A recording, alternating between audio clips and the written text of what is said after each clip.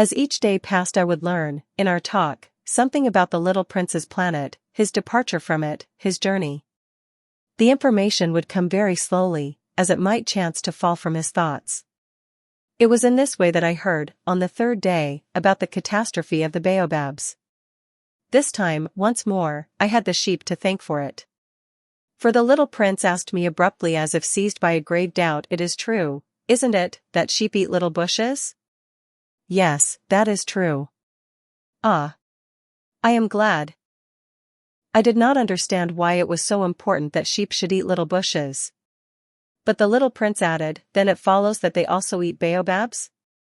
I pointed out to the little prince that baobabs were not little bushes, but, on the contrary, trees as big as castles, and that even if he took a whole herd of elephants away with him, the herd would not eat up one single baobab. The idea of the herd of elephants made the little prince laugh. "We would have to put them one on top of the other," he said. But he made a wise comment: "Before they grow so big, the baobabs start out by being little." "That is strictly correct," I said. "But why do you want the sheep to eat the little baobabs?" He answered me at once, "Oh, come, as if he were speaking of something that was self-evident." And I was obliged to make a great mental effort to solve this problem, without any assistance.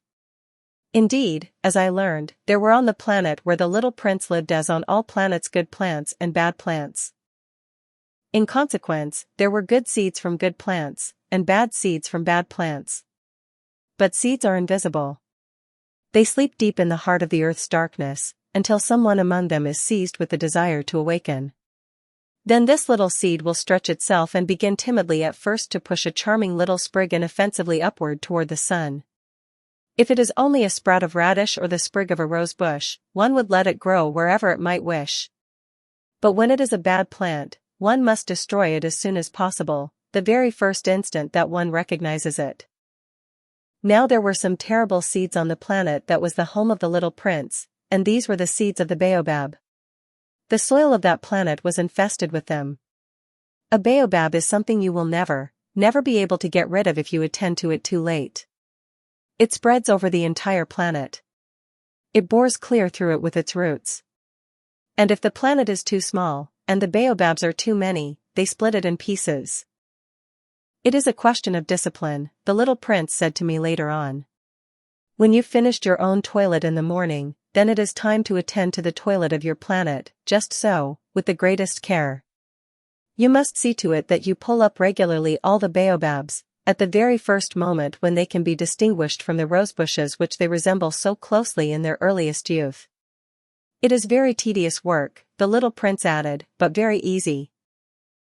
And one day he said to me, "You ought to make a beautiful drawing, so that the children where you live can see exactly how all this is. That would be very useful to them if they were to travel some day." Sometimes, he added, there is no harm in putting off a piece of work until another day. But when it is a matter of baobabs, that always means a catastrophe.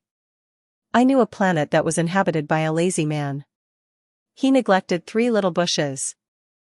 So, as the little prince described it to me, I have made a drawing of that planet. I do not much like to take the tone of a moralist.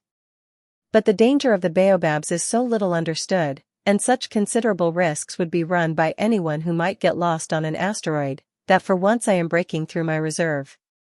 Children, I say plainly, watch out for the baobabs. My friends, like myself, have been skirting this danger for a long time, without ever knowing it, and so it is for them that I have worked so hard over this drawing.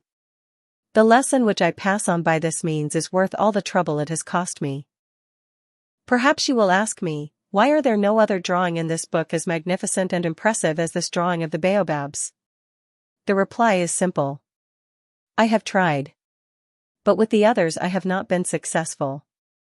When I made the drawing of the baobabs I was carried beyond myself by the inspiring force of urgent necessity.